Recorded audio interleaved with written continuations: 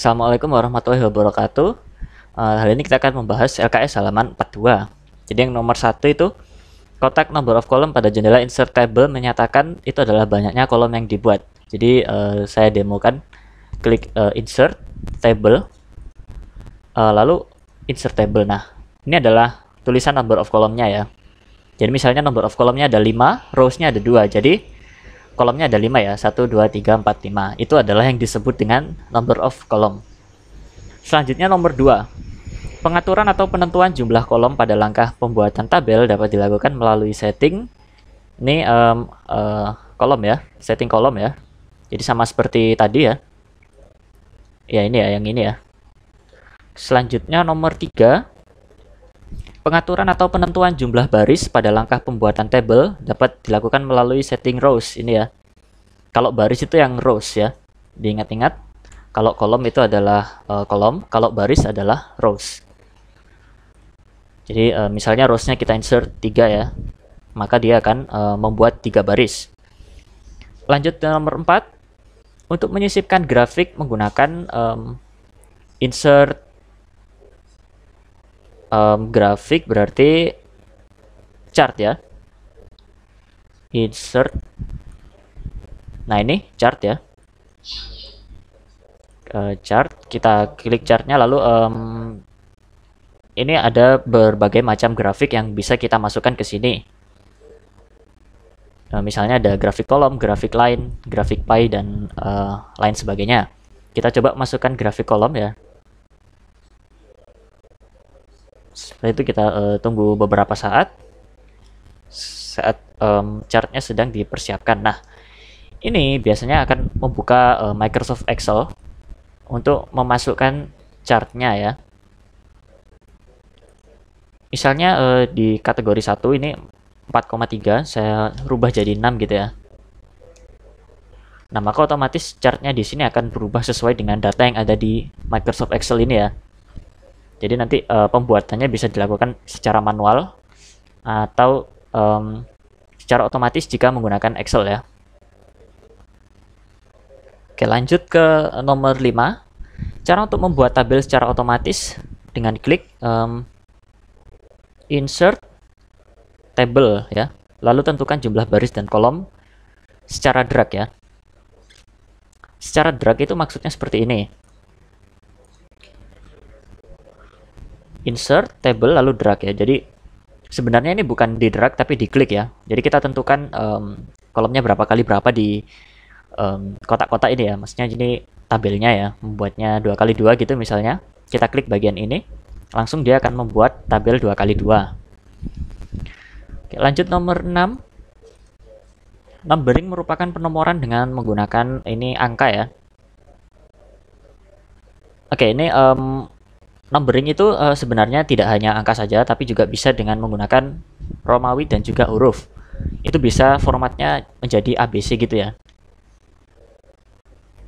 Jadi numbering itu yang ini ya. Nah ini ya, bisa kita pilih angka, bisa pilih Romawi dan juga huruf ya.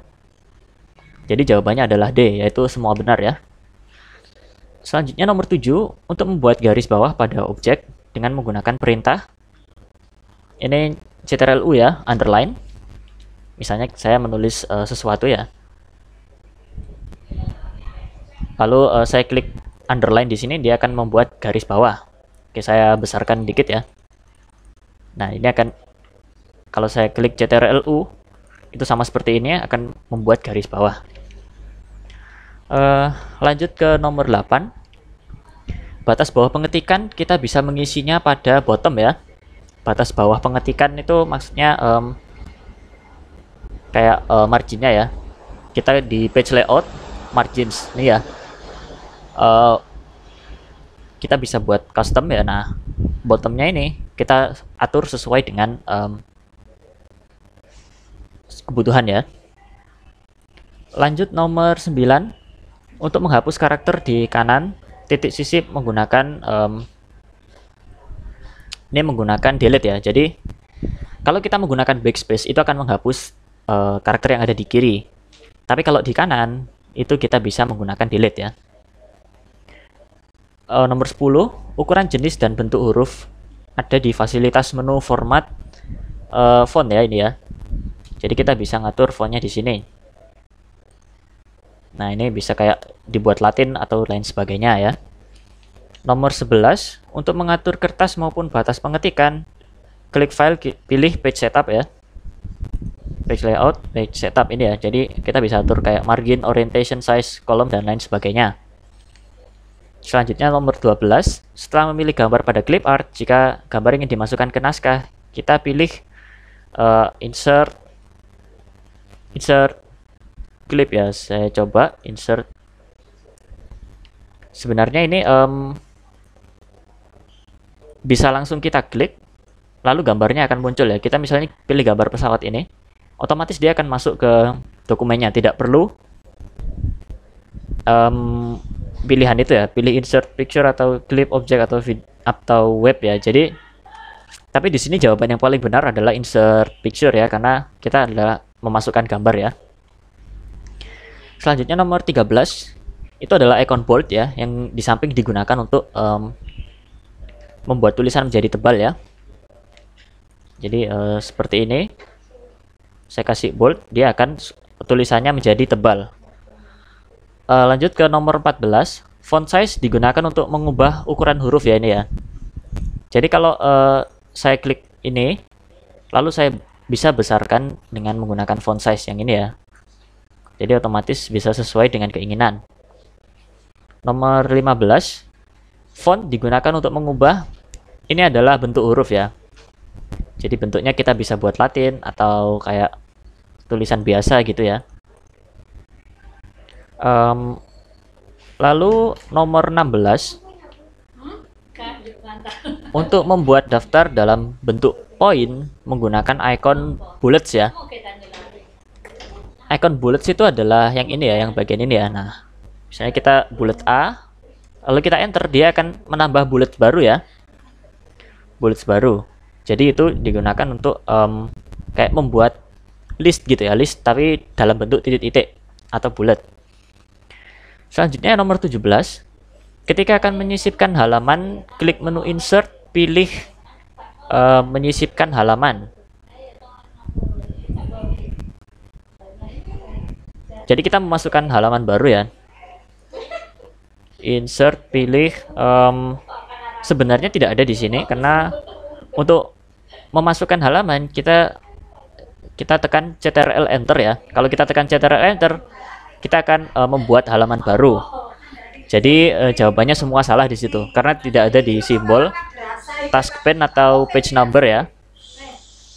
Nomor 18, untuk menuju atau melompat ke halaman yang kita kehendaki menggunakan perintah ini kita bisa menggunakan find ya. Jadi kita bisa di bagian home lalu find ya. Nah, lalu kita di navigasi kita bisa mencari kata kunci yang kita inginkan. Setelah itu kita klik kaca pembesar, ini akan menemukan yang kita cari. Selanjutnya nomor 19, justified berarti naskah akan mempunyai perataan ini rata kanan dan kiri ya. Jadi bisa di bagian kanan sama kiri jadi rata ya. Yang terakhir adalah cara menyisipkan clip art adalah dengan menggunakan insert dan juga clip art, oke? Oke, jadi mungkin itu saja untuk penjelasan di halaman 42 sampai 43. Anak-anak bisa mengerjakan secara mandiri yang bagian B sama C itu ya, yang halaman 44 silakan. Jadi sekian untuk pelajaran TIK minggu ini. Terima kasih. Wassalamualaikum warahmatullahi wabarakatuh.